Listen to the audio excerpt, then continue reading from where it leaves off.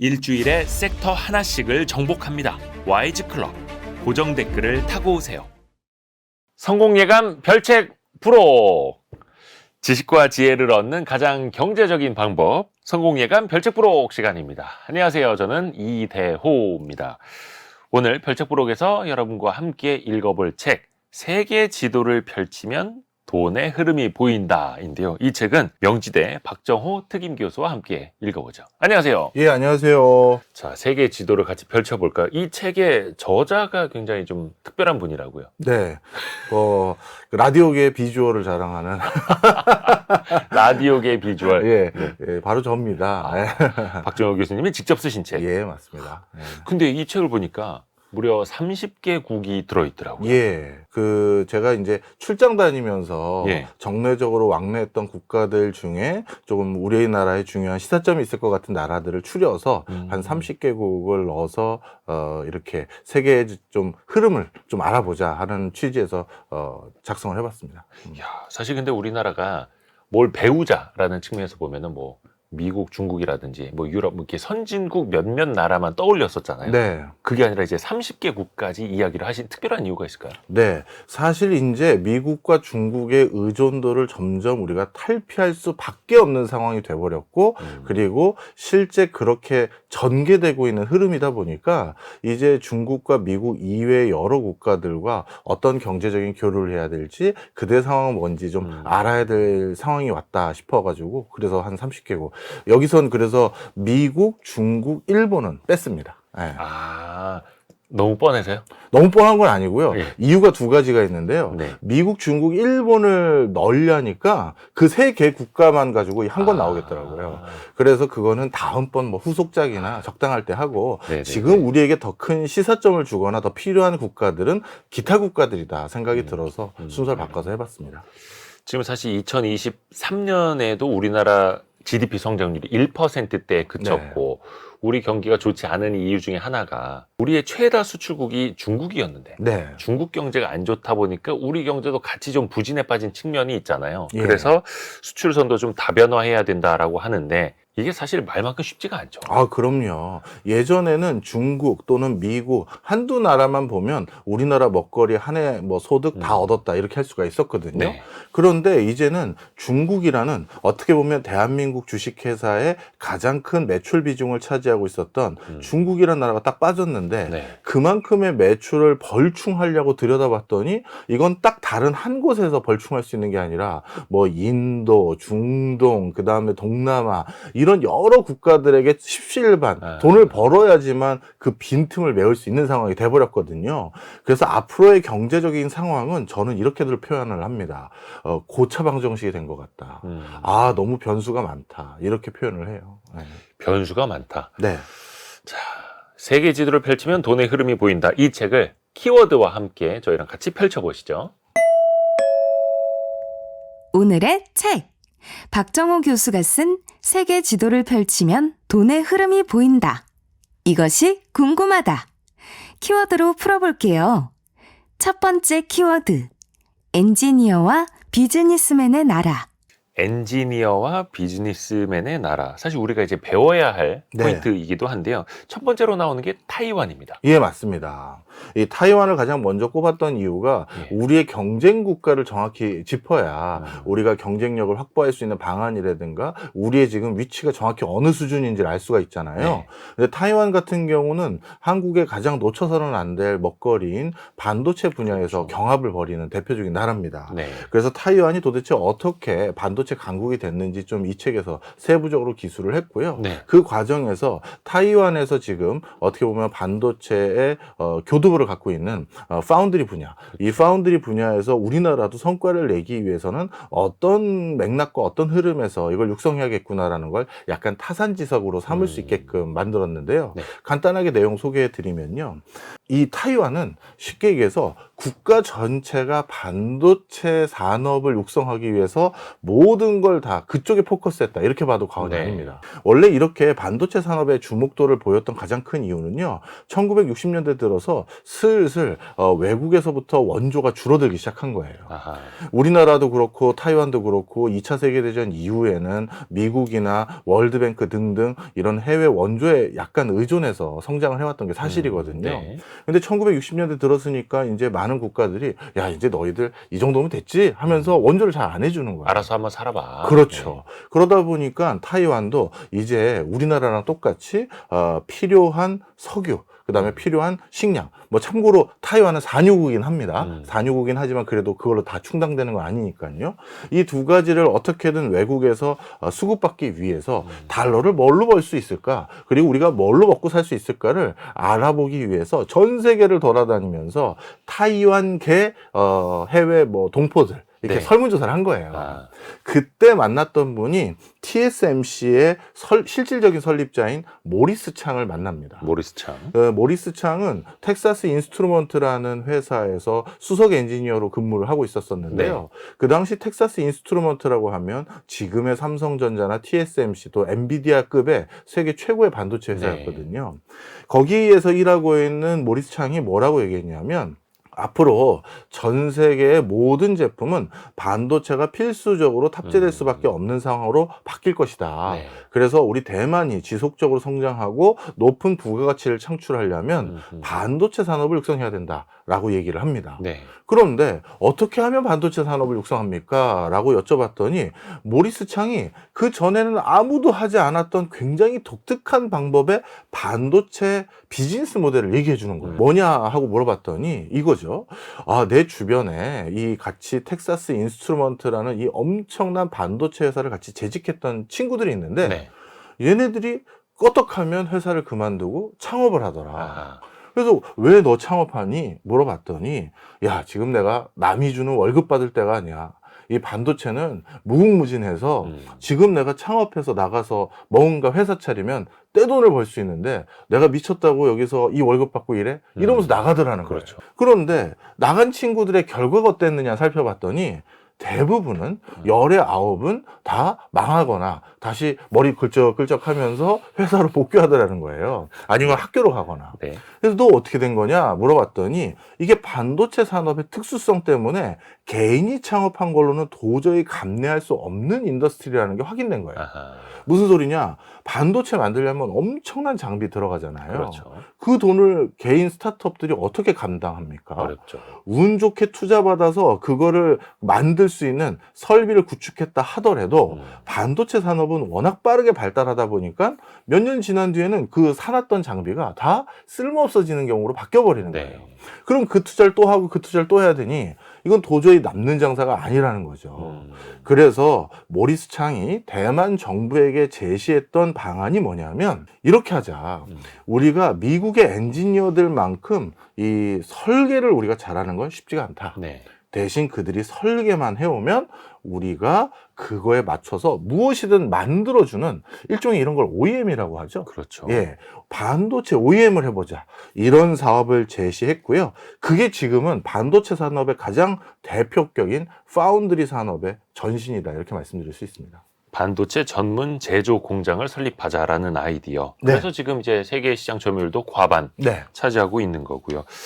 모리스 창 그러니까 엔지니어이기도 했고 최고의 이제 비즈니스맨으로서 어떻게 보면 이제 대만 경기에 초석을 놓은 사람으로 그렇죠. 지금까지도 추앙을 받는 거죠. 또 네. 현지에서는 우리가 이걸 따라잡아야 되는데. 네. 자, 다른 나라를 한번 가볼까요? 아랍에미레이트가 나옵니다. 예. 근데 아랍에미레이트는 뭐 책에서도 써주셨습니다만 최대, 최초, 최고 여기에 많이 이제 집착한다. 맞아요. 그 이유가 있습니다. 사실 1960년대, 70년대 두바이의 그 모습을 인터넷으로 검색해 보시면 진짜 허허벌판의 사막. 황무지, 사막이죠. 네. 예. 아무것도 없어요. 예. 거기에 세계적인 회사들 또는 세계적인 비즈니스맨들 또는 세계적인 많은 관광지를 육성하기 위해서는 네. 딱 한 가지 방법밖에 없는 거예요. 역치 이상의 어마어마한 시설 투자를 하지 않고서는 굳이 거기까지 와서 일을 할 이유가 누구도 없는 거죠. 그렇죠. 이 허허벌판 3억에 뭐가 있다고 내가 거기 가서 회사를 설립하고 애들 키우고 아니면 거기서 내가 비즈니스를 하나, 이 소리가 나오잖아요. 그렇죠. 그러다 보니까 많은 사람들이 이 두바이라는 허허벌판 사막을 선호하고 선망하고 찾아오도록 만들려면 뭔가 이전에 누군가가 했던 거와는 비교도 안 될 정도의 시설 투자를 하는 것밖에는 방법이 없다라고 생각을 한 겁니다. 네. 그래서 높은 빌딩을 지을 거면 제일 높이, 그 다음에 뭔가 그 테마파크를 만들 거면 제일 크게. 그 다음에 호텔을 지을 거면 가장 비싸거나 뭐 수중 호텔이나 세계 최초로 뭔가 시도해봐라. 그러지 않고서는 우리가 절대 살아남지 못한다. 이게 두바이의 통치자인 셰이크 모하메드의 통치 철학이었고요. 그래서 셰이크 모하메드는 항상 많은 어떻게 보면 세계적인 어떤 건설회사라든가 이런 곳에서 사업 제안하러 올 거 아니겠습니까? 그렇죠. 그럴 때마다 이런 얘기를 많이 한대요. 내 상상력을 자극해봐라. 그래야지만 내가 돈 쓴다. 이런 얘기를 하거든요.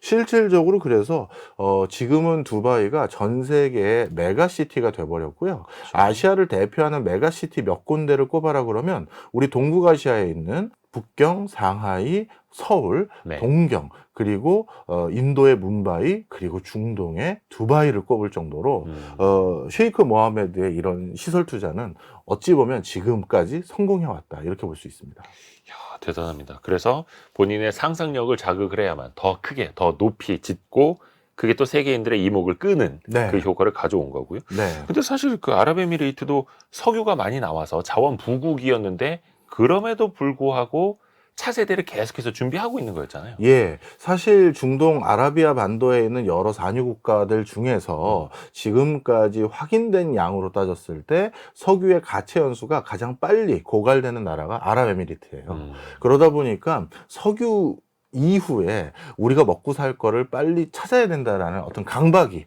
이런 시설 투자에 반영된 것이고요. 네. 책에도 제가 적어놨습니다만 셰이크 모하메드가 이런 표현을 했어요. 예. 우리 할아버지는 낙타를 타고 다녔고 우리 아버지도 낙타를 타고 다녔는데 나는 벤츠를 타고 다닌다. 그리고 내 아들도 벤츠를 탈 것 같다. 하지만 내 손주는 자칫 잘못하면 다시 낙타를 탈 것 같다라고 얘기를 했습니다. 그만큼 석유 의존도 높은 것을 빨리 탈피하지 않으면 우리 다 큰일 난다라는 어떤 인식이 굉장히 강하게 작용한 그런 엄청난 시설 투자가 아닌가, 이렇게 생각이 드네요. 그렇게 해서 또 변모를 하고 있는 거고, 네. 아랍에미레이트, 뭐 두바이가 상징적으로 보여준 것처럼 다른 산유국들, 뭐 사우디도 그렇고 계속해서 이제 석유 경제에서 벗어나려는 흐름들이 또 제2, 제3의 모습을 또 보여주고 있고. 예, 책에서 그래서 이 얘기를 써드렸던 가장 큰 이유는 예. 그렇다면 이제 우리가 중국 말고 어디서 또 뭔가 수주받아서 뭔가 일감을 따올 수 있느냐 했었을 때 중동 지역의 국가들이, 여러 국가들이 지금 경쟁적으로 서로 탈석유 이후에 거점 국가 역할을 하기 위해서 엄청난 시설 투자를 하거든요. 그럴 때 우리가 여기에서 예전에 제2의 중동 특수 같은 걸 누릴 수 있는 환경들이 어떻게 있는지 좀 짚어드렸고요. 네. 책에는 제가 적진 않았습니다만 오늘 별책부록이니까 여기 좀 말씀드리면 네. 중동의 여러 국가들이 동시다발적으로 시설 투자를 하지만 그런데 그 과정에서 사회적 인식이라고 해야 될까요? 네. 이런 거는 편차가 굉장히 커요. 예를 들어서 두바이 같은 경우는 실제 우리가 중동 국가에 대한 선입견과 달리 두바이 현지 웬만한 5성급 호텔이나 뭐 그 근처 가면 다 술을 그냥 마실 수 있어요. 그리고 여성분들도 해수욕 할 때 비키니 입고 해수욕 할 수 있어요. 그런데 카타르 같은 경우 있지 않습니까? 카타르도 야, 이러다가 우리가 사우디나 두바이에 밀려서 중동 지역에 이제 우리나라 있다라는 건 모두 잊어버리겠다, 이런 걱정 때문에 요즘 월드컵도 개최하고 많이 하지 않습니까? 네. 그런데 카타르는 투자는 엄청 많이 해서 시설 부분은 어떻게 보면 두바이나 아부다비 같은 느낌이 많이 나지만요. 네. 사람들의 인식이 두바이에 못 미쳐요. 어느 정도냐면 거기도 신분제 국가잖아요. 예. 왕족이 있고. 네. 제가 그 카타르에는 백화점을 지나가는데 그 카타르 꼬마애, 한 6살이나 7살 정도 돼 보이는 꼬마애가 저랑 이렇게 복도 통로에서 만난 거예요. 거기가 화장실 가는 통로인데 좀 좁았습니다. 근데 걔가 인상을 탁 쓰면서 제가 아시아계니까 아. 하인이라고 생각한 거예요. 어. 그래가지고 감히 나를 막아섰다라고 생각을 했는지 네. 그 7살 꼬마애가 손을 이렇게 딱 앞으로 가슴팍에 펴면서 옆으로 탁탁 치면서 비키라고? 비켜! 이런 말도 안 해요. 손가락으로 딱딱 비키라고. 자기가 뭐 왕족이고 귀족이고 그렇죠. 막 이러니까 비키라고. 아직까지 그런 인식이 있어요. 그러다 보니까 비즈니스 할 때 굉장히 그런 거는 허들이 되거든요. 그러다 보니까 중동 국가의 그런 여러 일련의 문화적인 모습들 이런 것도 이 책에는 뭐 사우디랑 뭐 두바이를 넣어서 말씀을 드렸습니다만 우리가 비즈니스 할 때 그런 문화적 코드도 중요하거든요. 이 책을 집필했던 이유 중에 하나도 그겁니다. 아, 그래서 탈석유하는 국가들 사이에서도 약간 속도의 차이가 나는 그럼요. 거고 또 문화적 차이도 우리가 느낄 수 있는 거고 네, 이 중에서 우리가 이제 배울 것만 찾아내면 됩니다. 네, 그렇죠. 자, 이제 유럽으로 갑니다. 네덜란드가 나오는데 근데 네덜란드가 제 생각보다 교역 규모가 상당하더라고요. 맞습니다. 네덜란드는 우리나라와 딱 두 나라가 전 세계 최강의 교역국이다 이렇게 볼 수가 있는데요. 최강의 교역국. 예, 쉽게 얘기해서 전 세계에서 가장 교역을 많이 하면서 네. 인구도 예를 들어서 5천만 명이 안 되는 국가들 아니면 5천만 명 수준의 국가는 딱 두 나라밖에 없어요. 네덜란드하고 한국입니다. 그래서 네덜란드가 이 조그만 나라가 어떻게 세계적인 강소 국가가 됐느냐라고 했었을 때 이 교역이 그들의 가장 큰 부가가치 창출 역량이다 이렇게 제가 평가를 하면서 집필을 했는데요. 특히 네덜란드에 대해서 우리가 알고 있던 선입견을 네. 제가 출장을 여러 번 가면서 그게 깨진 게 하나 있어요. 네덜란드 그러면 대표적인 산업 뭐 꼽으세요? 농업? 맞습니다. 아닐까요? 네. 전 세계 농업 수출국 2위에 해당되는 국가가 네덜란드 이런 소리 네, 하잖아요. 네. 근데 네덜란드를 가만히 생각해 보면 아니 우리 남한 면적보다도 작은 저 나라가 예. 어디서 뭘 재배해서 저렇게 많은 농산물을 아. 수출하느냐 이렇게 생각할 수 있죠. 절대적으로 농지 자체가 좁을 텐데. 예. 그런데 네덜란드가 세계 2위의 농업 수출국이 될 수 있었던 가장 큰 이유는 중개무역이에요. 중개무역. 예. 다른 데서 농산물을 사서 그걸 바탕으로 다시 필요한데 납품해 주는 거예요. 대표적으로 네덜란드는 전 세계에서 카카오 수출항 두 번째로 수출 물량이 많은 항구를 네덜란드가 가지고 있거든요. 카카오 수출이요. 예. 그런데 실제 네덜란드에서 카카오는 단 1톤도 재배가 안 돼요. 들여와서 네. 뭔가를 가공해서 내보낸다는 뜻이죠. 맞습니다. 아프리카 각 지역에서 카카오를 원두를 이제 선적해서 가지고 오고요. 그래서 그거를 뭐 품질에 따라 분류를 하죠. 그리고 브랜드를 붙여서 그걸 필요한 국가들에게 딜리버리 하는 게 네덜란드의 경쟁력이에요. 아. 일부 원예 농업 같은 경우는 외국에서 사오는 것 가지고는 갑자기 물량이 부족하거나 아니면 날짜를 못 맞출 때가 있어서 그거 같은 경우는 내부에서도 같이 만들어서 그래서 물량을 맞추고 일정을 맞추는 경우가 있는데 대부분 뭐 담배라든가 카카오라든가 이런 것들은 외국에서 전량 수입해서 다시 유럽 각지나 세계 각지로 판매하는 형태로 전개되는 게 바로 네덜란드의 모습입니다. 그래서 네덜란드 사람들은 어찌 보면 한 가지 또 문화적인 코드 하나 말씀드리면 네. 외국 문화에 대한 선입견이 없어요. 아. 제가 남의 나라 문화에 대해서 굉장히 개방도가 높고 수용성이 높은 국가들의 공통점을 봤더니 교역을 많이 하는 사람들이거나 아하. 유목민들이 많이 거주하는 국가에서 너희 나라는 그래? 아, 우리나라는 그래 하고 그걸 말지 여기에 대해서 무슨 곁눈질을 본다든가 의구심을 갖거나 그런 게 전혀 없어요. 대표적으로 네덜란드도 마찬가지거든요. 네. 남에게 해를 미치지 않으면 나의 가치관과 다르더라도 그게 무슨 문제야? 이런 정도까지 간 나라가 바로 네덜란드예요. 그러다 보니까 우리나라가 보기에는 야, 이거 이 나라 좀 문제 있는 거 아니야? 라는 수준의 어떤 사회적인 어떤 수용성이 높은 경우가 있는데요. 대표적으로 뭐 대마초 같은 것도 그냥 거리에서 피는 그런 골목들이 네덜란드는요? 있고 오. 예, 그리고 그 밖에 여러 가지 우리가 사회적으로 금기시하는 여러 비즈니스를 네덜란드에서는 다 허용해주고 있거든요. 차마 지상파에서 말하기 말하기 힘든 힘든. 것들.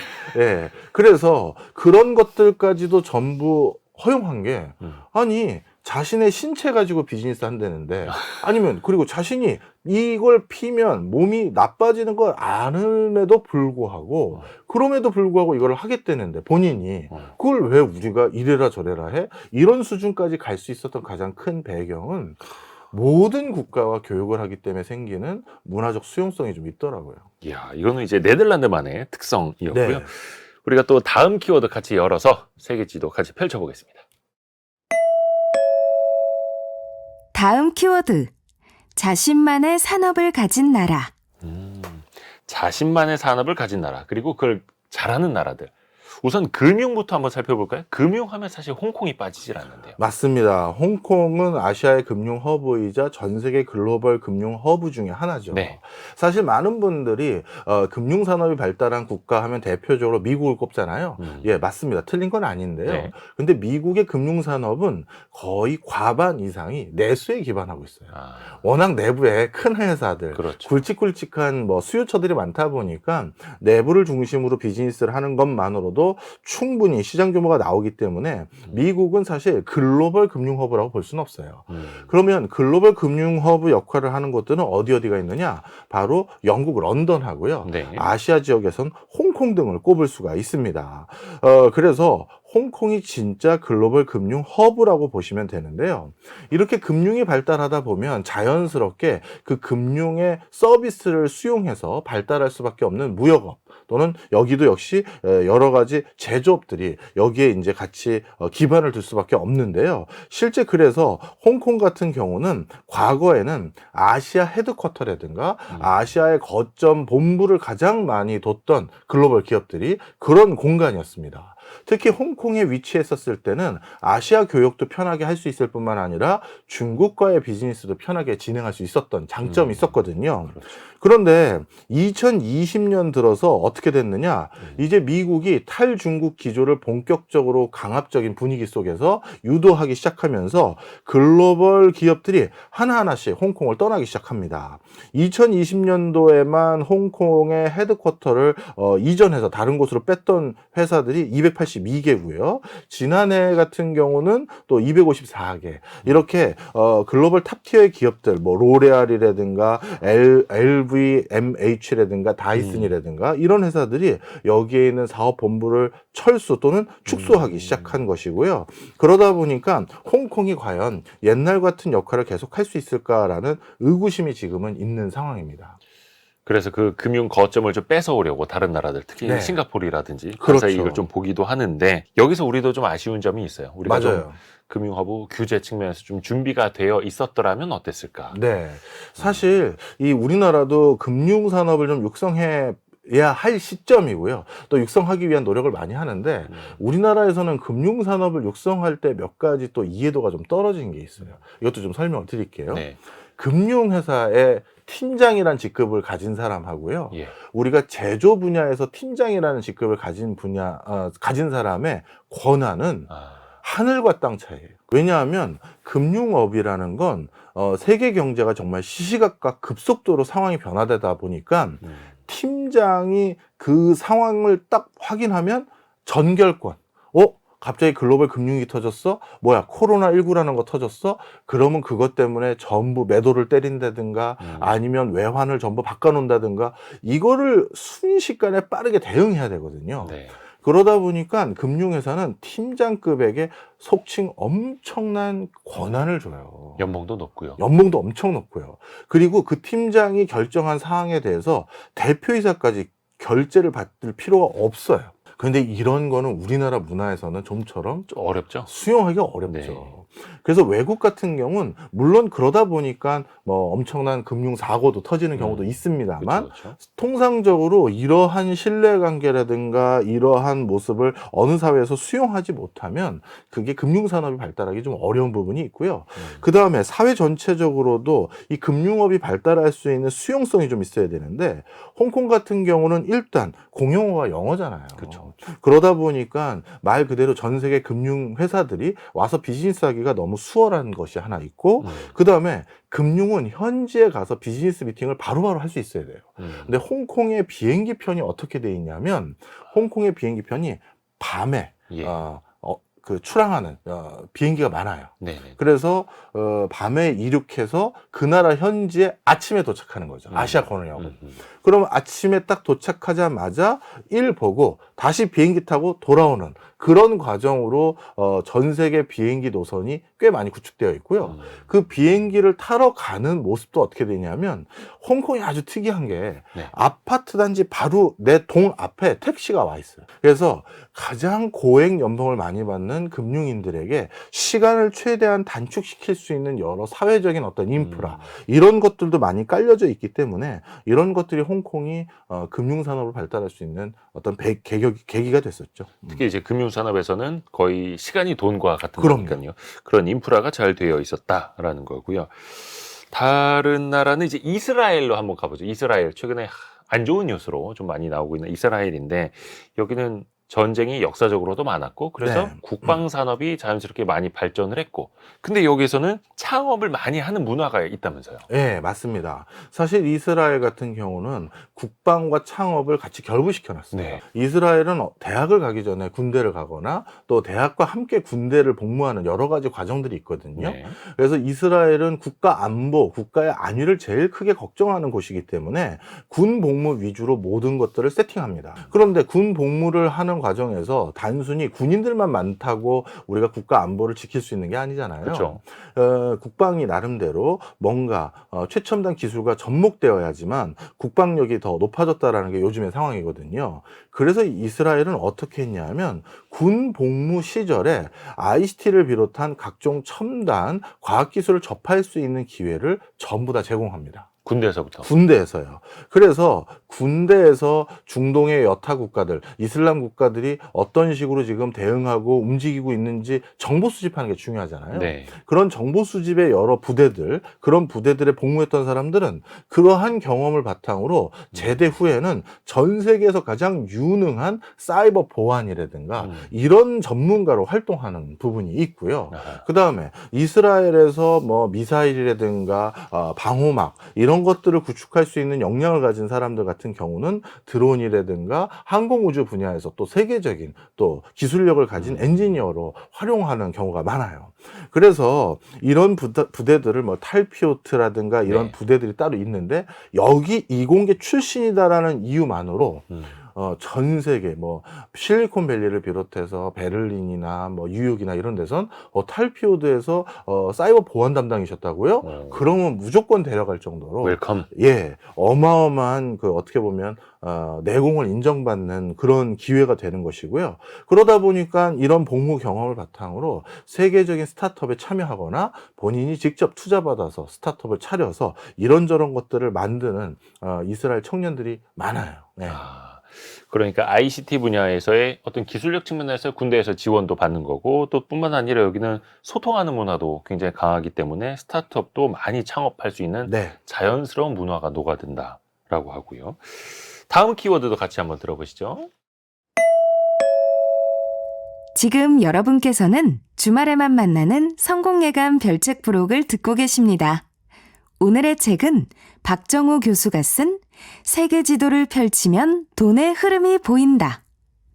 다음 키워드, 날씨와 자원이 운명을 바꾼 나라. 날씨와 자원이 운명을 바꾼 나라. 우리나라 뭐 날씨는 좋습니다만 특히 자원 측면에서 보면 가장 좀 아쉬운 그렇죠. 대목이기도 해요. 어떤 나라부터 가볼까요? 예, 사우디부터 가볼까요? 사우디아라비아. 예, 사우디는 사실 자원 때문에 어떻게 보면 우리 지구의 네. 의사결정에 일정 지분을 가진 나라가 될 수 있었죠. 네. 그런데 이 빈살만이라는 지금 사우디의 통치자가 가장 크게 걱정하는 것은 전 세계에 있어서 탈석유 기조가 너무 빨라지는 것도 있고요. 그리고 미국의 셰일 혁명이 성공한 뒤부턴 미국의 전폭적인 지지와 지원을 못 받고 있는 상황이 돼버렸습니다. 네. 그러다 보니까 이제 사우디도 뭔가 새로운 활로를 모색해야 되는 상황이 돼버렸고요. 그런 과정에서 아직까지 자신이 석유라는 것을 무기로 나름대로 발언력 그리고 의사결정 권한이 있는 지금 타이밍에 많은 글로벌 패권 국가로부터 조금이라도 뭔가 더 얻어내기 위해서 노력을 엄청 많이 하고 있어요. 아하. 그래서 중국과도 잘 지내고 미국과도 나쁘지 않게 지내면서 옛날 같은 모습은 또 아니고 그 다음에 여타 국가들에게도 손을 뻗치는 그런 모습을 하고 있는 게 사실 요즘 사우디의 행보고요. 사우디 요즘 빈살만에 대해서는 제가 뭐 다른 방송이나 워낙 많은 매체를 통해서 말씀을 드렸는데 요즘 근황 토크, 빈살만 근황 토크 하나만 해드리면 네. 그 빈살만은 이스라엘과 이란에 지금 점점 냉각기로 접어드는 이 형국을 네. 사실은 내심 바라는 면도 많이 있어요. 왜냐하면 빈살만이 원하는 건 경제적인 교두보를 계속 마련하는 것도 중요하지만 자신이 국제사회의 오피니언 리더로서의 지위를 계속 갖추는 게 중요하거든요. 그런데 그걸 하기 위해서 본인이 갖길 희망하는 게 핵무기예요. 그런데 이란 같은 경우는 이번에 미국과 화해 모드로 접어들기 시작하면서 미국에게 가장 강력하게 요구하는 게 우리가 핵 융합 시설 다시 구축하겠다. 네. 그리고 우주 발사체 개발 마저 하겠다. 근데 이게 따로 얘기하지만 이 두 개를 합치면 그냥 그렇죠. 핵미사일이잖아요. 네. 이 이란은 이걸 요구하고 있고 이스라엘은 잠정적인 핵 보유국이거든요. 이런 국가들 속에서 야 뭐야 우리 순위파 시아파의 종주국인 이란이 이렇게 핵무기를 가져간다면 우리 순위파의 종주국인 사우디도 핵무기 있어야 되지 않겠어? 이런 목소리를 내고 싶어하는 그 근거가 요즘 작용되는 거거든요. 그래서 요즘 사우디가 이런 형국에서 취하고자 하는 여러 가지 이권이라는 게 경제로만 바라보면 안 된다. 이렇게도 말씀드려요. 경제로만 바라봐서는 안 된다. 국가 안보랑도 직결이 되어 있는 그럼요. 거고 그게 또 석유 자원이라는 힘이 남아있는 동안에 최선의 또 결과를 뽑아내려고 하는 거고요. 맞습니다. 자원 부국하면 또 빠지지 않는 나라가 호주 아닙니까? 맞습니다. 땅덩어리 큰데 뭐 인구는 적습니다만 그 어마어마한 자원을 바탕으로 국제적 외교 관계에서 또 힘을 발휘하기도 하고. 네. 우리가 원소 주기율표 상에 있는 예. 대부분의 원소를 가지고 있는 나라는 지구상에 두 나라밖에 없어요. 러시아 그리고 호주입니다. 예, 미국은 자국 내에 있는 지하자원을 원칙상 안 캐는 걸 원칙으로 하는 국가 기조가 있기 때문에 미국은 빼고 나머지는 이제 러시아하고 호주밖에 없는데요. 네. 실제 호주는 OECD 3위의 광산물 수출국인데 그렇죠. 제가 이 호주도 출장을 자주 가면서 호주 관료분 중에 한 분에게 이런 표현을 들었는데 네. 이게 뭐 자랑하는 거야 뭐야 이런 생각이 들었는데요. 네, 어떤 말씀이세요? 뭐였냐면 호주는 참 자원 많아서 좋겠습니다. 네. 도대체 자원이 얼마나 많습니까? 제가 조사했지만 그냥 네. 덕담 차원에서 할 얘기 없잖아요. 밥 먹고 이동할 때 물어봤거든요. 네. 그랬더니 뭐라고 대답을 하셨냐면 일단 우리 호주는 땅속에 있는 그 지하자원을 예. 캐서 우리 호주 전 국민이 아무 일을 하지 않아도 먹고 살 수 있는 기간이 한 1000년 정도 된다고 하더라고요. 1000년이요? 예. 어마어마하게 부럽더라고요. 와. 예. 대박입니다. 그래서 호주 정부가 사실 호주 국민들에게 일을 엄청 타이트하게 시켜요. 아, 그래요? 왜냐하면 사우디라든가 좀 전에 소개했던 네. 이 여타 국가들, 자원 강국들, 자원 부국들을 받잖아요. 자칫 잘못하면 국민들이 근면성을 상실하고 국가의 여러 혜택만, 수혜만 의존하기가 쉽거든요. 자원 캐는 돈으로 복지만 늘려주면 예. 국민들이 나태해질 수도 있다. 맞습니다. 그러다 보니까 호주는 어느 정도냐 하면요. 세금을 정말 엄청 가져가요. 그래서 제가 다녀봤던 국가들 중에서 한인 교포들도 많이 만나봤거든요. 네. 근데 한인분들 중에서 도저히 맞벌이 아니고서는 살 수 없는 대표적인 나라 하나를 꼽으라면 호주예요. 세금을 워낙 많이 띄다 보니까 자원이 그렇게 많은데도 세금을 그렇게 많이 떼가요? 일하라는 거죠. 그리고 대신 특정 나이까지만 딱 이렇게 일을 하고 나면 그 뒤부터는 그동안 세금 띄어간 거랑 자원 판 거로 남은 노후는 국가가 100% 보장해줘요. 노후는 걱정하지 마라. 예. 야. 대신 일할 수 있는 나이까지는 엄청 근면하게 일해야 돼. 이거는 확실히 주입하는 그런 국가입니다. 야, 뭐 부럽기도 하고 어떻게 보면 이것도 이제 국가가 선택한 미래일 수도 있겠습니다. 지금까지는 우리가 좀 잘 되는 나라들 위주로 살펴봤는데 지금은 좀 고꾸라진 나라도 있죠. 네, 많이 있죠. 그 중에서 책에서 제가 다뤘던 대표적인 나라가 바로 미얀마입니다. 미얀마요. 예, 미얀마 같은 경우는 사실 미얀마 국민들을 볼 때마다 우리 한국인들과 비슷한 기질이 많다 이렇게 생각이 들었어요. 뭐 근면 성실. 맞습니다. 네. 특히 우리가 동남아시아 국가를 봤었을 때요. 네. 우린 동남아시아 국가라고 해서 그걸 다 같이 아세안 국가 하나로 보잖아요. 그런데 아세안 국가라고 절대 하나로 보면 우리가 거기에 시장에 진출하는데 실패하기 십상이에요. 그 나라들 중에선 이슬람 문화권, 또 카톨릭 문화권, 불교 문화권이 혼재되어 있고 그게 다 같이 공존하는 나라들도 있고요. 그런데 통상적으로 제가 봤을 때 제조 역량, 제조를 할 수 있는 기반을 갖춘 국민성을 가진 나라들 꼽으면 불교 문화권이 많더라고요. 이 불교 문화권이 아주 독특하게 규율이라고 해야 될까요? 예. 교리 같은 거를 지키는 것에 대해서 나름대로 좀 내재화하거나 체계화하는 게 좀 더 잘 전달되는 것 같고요. 이게 단순히 이슬람 문명권처럼 종교적인 굴레 속에서 지키는 게 아니라 이 불교는 그걸 사회화해가지고 정치, 사회, 그 다음에 경제까지도 많이 이게 뭐랄까요? 영향을 미치도록 많이 결부가 되어 있고요. 네.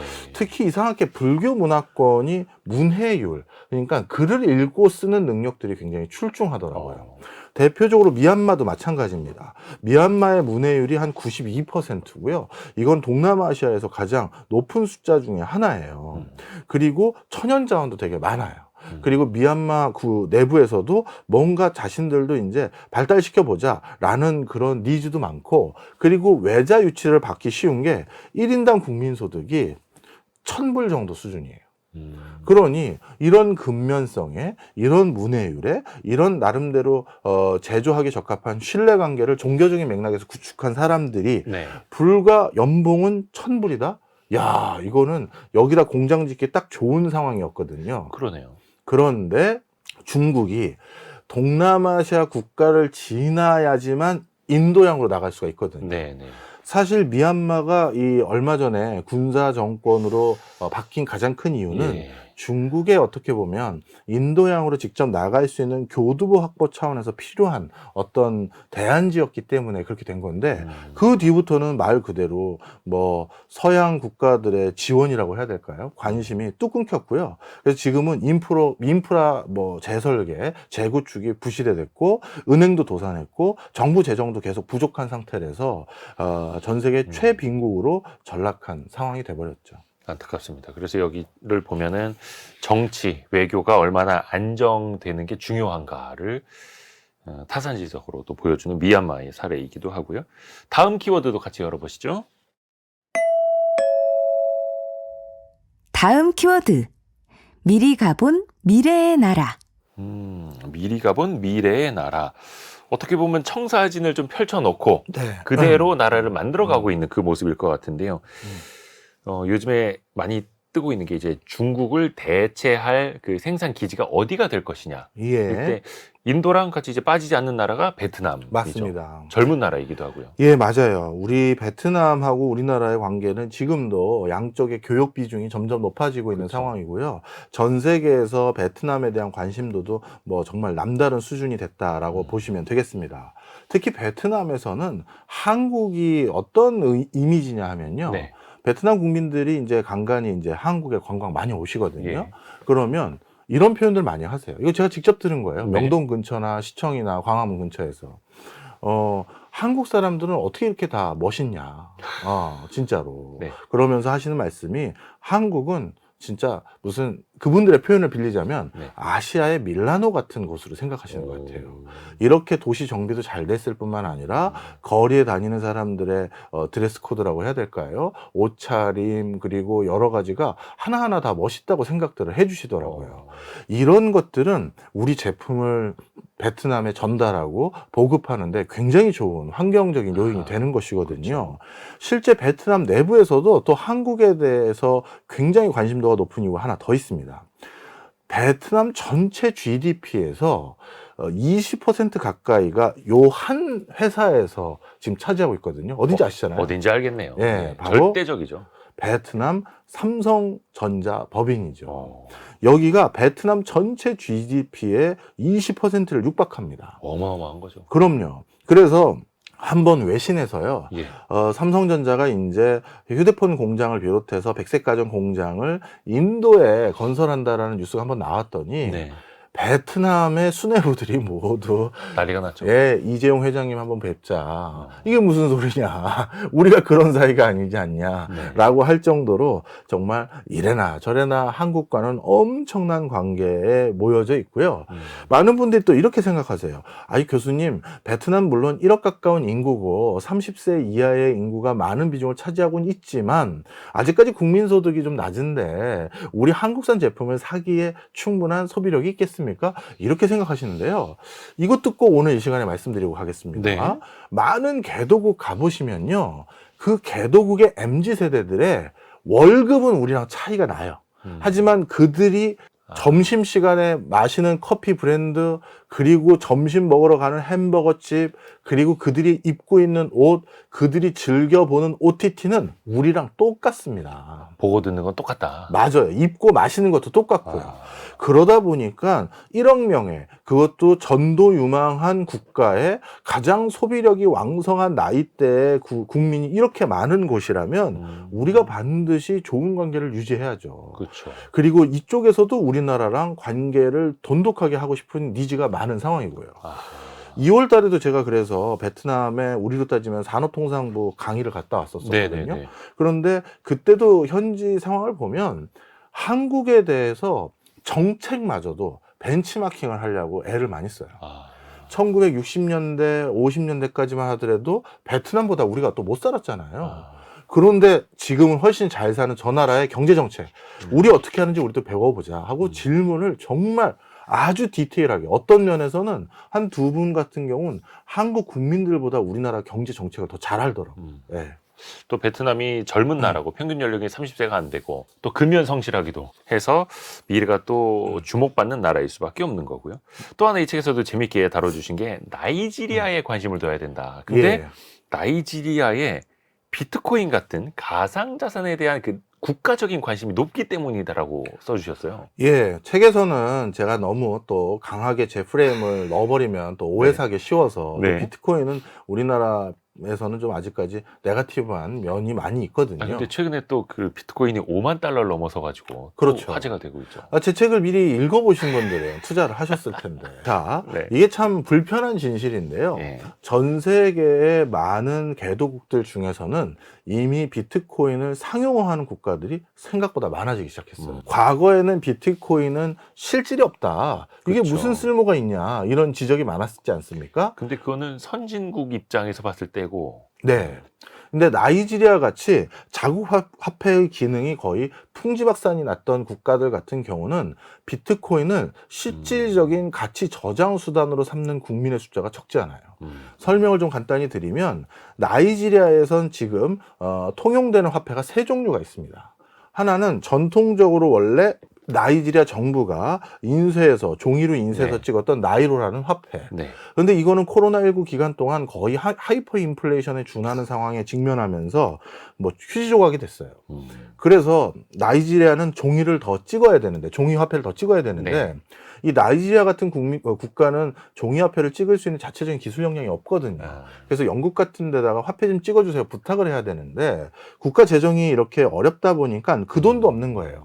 그래서 어쩔 수 없다. 우리가 이 나이로라고 해서 네. 가상화폐를 국가에서 발행해서 아. 이걸 통해서 우리가 공무원들 월급도 주고 국민들에게 주기로 했던 연금이라든가 여러 가지 혜택들도 이걸로 주자. 정부가 주도하는 전자화폐. 네. 그랬는데 생각해 보세요. 종이화폐의 신뢰감도 떨어졌는데 국민들이 국가에서 전자화폐로 또 화폐 발행한다고 하면 그거 믿겠습니까? 몇 개가 있을지도 모르고요. 그렇죠. 네. 또 안 믿는 거예요. 그러다 보니까 나이지리아 국민들은 어떤 선택을 했냐 하면 이번 달 월급을 받아서 쓸 거 쓰고 돈이 좀 남았어요. 네. 근데 이걸 종이돈으로 그대로 은행에 넣어놓거나 자기가 가지고 있으면 몇 달 뒤면 또 휴지 조각이 되잖아요. 가치가 떨어지죠. 그래서 이들이 선택한 가치 저장의 수단이 비트코인이에요. 나이지리아는 아직까지도 내전 상태에 준하는 곳이고요. 반정부 단체가 점령하고 있는 지역들도 있어요. 네. 그리고 나이지리아에서 가장 대표적인 비즈니스가 납치거든요.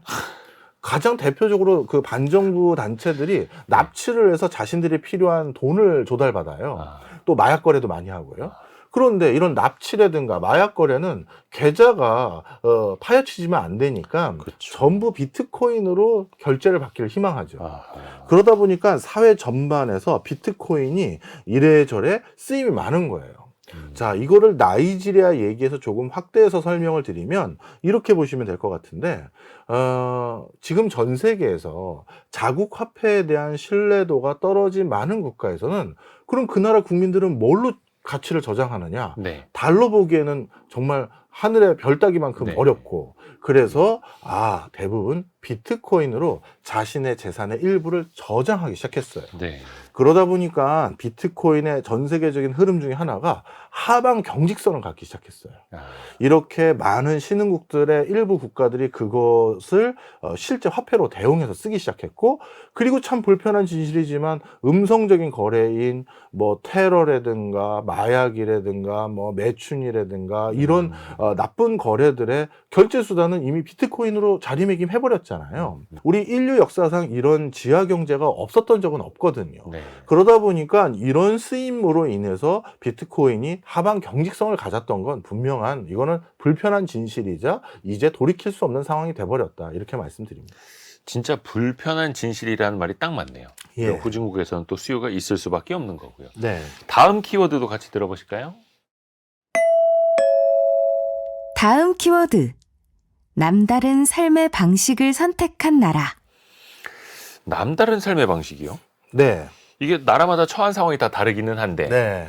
어떤 국가를 살펴볼까요? 튀르키예 이야기가 나오네요. 네, 맞습니다. 튀르키예는 아시아와 유럽 사이에 있는 이 두 대륙을 인접하고 이어주는 국가라는 점에서 이걸 활용한 삶의 방식 그리고 경제적인 대안들을 찾았던 대표적인 나라예요.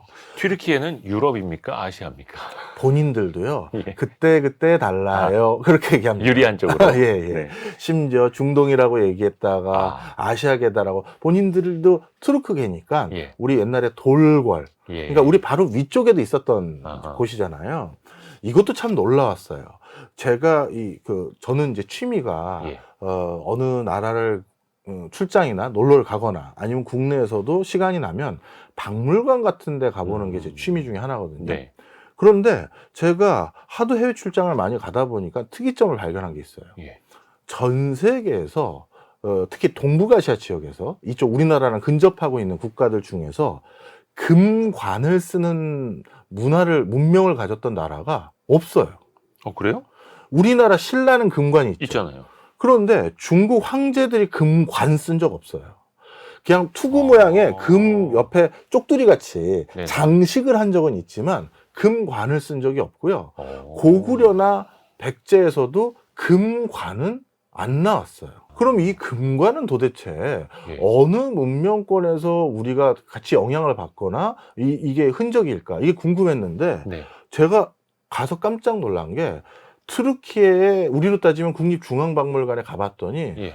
우리 신라 왕관과 똑같은 문양, 그 왕관의 옥이 이렇게 네네네네. 그 쉼표 모양으로 꺾어져 있잖아요. 예. 그것까지 똑같이 달려져 있는 그 왕관이 똑같이 있더라고요. 그래요? 네. 어떻게 된 일이에요? 바로 이쪽도 우리 저쪽 뭐라고 해요? 저기 만주 위쪽에 예. 그 위구르 쪽이라고 해야 되나요? 이쪽 지역에서부터 같이 공존했다가 일부는 우리 한반도로 남하하고 일부는 튀르키예 쪽으로 가버린 거거든요. 그래서 그 흔적들이 그대로 고스란히 남아져 있고요. 음식도 상당히 우리 입맛에 맞아요. 그리고 사람들의 기질도, 그리고 표정을 보면 우리가 그 표정으로 많은 나라 사람들을 좀 간파할 수 있거든요. 네. 러시아나 북유럽 사람들은 대부분 무표정해요. 네. 러시아는 웃으면 안 돼요. 그래요? 그럼 결례라고 해요. 대화하다가? 예, 옛날에 공산주의 시절에, 지금도 뭐 그쪽 네. 그 진영이지만, 갑자기 수업 시간에 웃거나 이러다가 웃으면 남들은 다 일하는데 넌 왜 웃고 앉아있냐라는 지적을 받아서 웬만하면 감정 표현을 잘 안 드러내요. 그게 이제 몸에 밴 거예요. 예. 그런데 이 터키인들이 한국인들과 비슷해요. 그 스몰 토크 아주 비슷한 유형으로 하고 네. 이런 것도 아주 비슷하죠. 자, 그래서 아시아적인 기질도 많고 지금은 뭐 나토라든가 여러 경제적인 것은 유럽에 편제해서 본인들이 진행하려는 기질도 있고 그런 국가이고요. 그러다 보니까 이게 어떻게 활용되느냐? 유럽에서 장사하고 싶은 많은 기업들이 제조 거점 공장을 대부분 어디다 짓냐면 투르키에다가 공장을 지어요. 일단 인건비도 쌀 뿐만 아니라 투르키에다가 지었을 땐 중동 지역에 진출하기도 편할 뿐만 아니라 또 유럽으로 진출하기도 편하거든요. 그래서 한국의 여러 기업들, 뭐 현대자동차를 비롯해서 많은 기업들이 투르키에 공장이 참 많고요. 그리고 투르키에서 우리로 따지면 이커머스 1등도 우리나라의 11 거기 이커머스가 투르키의 이커머스 1등이에요. 네. 말 그대로 어떻게 보면 교두보 역할을 딱 하고 있는 나라네요. 네. 튀르키예도 근데 몇 해 전부터 인플레이션을 통제를 못해서 국가 경제적으로는 굉장히 어려워진 측면도 있었는데 역사적으로는 또 재미난 측면이 있습니다. 이게 벌써 시간이 다 흘러갔습니다. 스웨덴 한번 간단하게 좀 살펴볼까요? 스웨덴 하면 북유럽 국가 대표적으로 복지의 천국이라고 불리는 나라잖아요. 네, 맞습니다. 사실 스웨덴은 이 복지의 천국인데요. 네. 그 이면을 자세히 보시면 이 복지의 천국일 수밖에 없는 여러 가지 맥락들이 좀 있어요. 왜냐하면 여기에서는 사회적인 이것도 또 역사적인 맥락이 있어요. 네.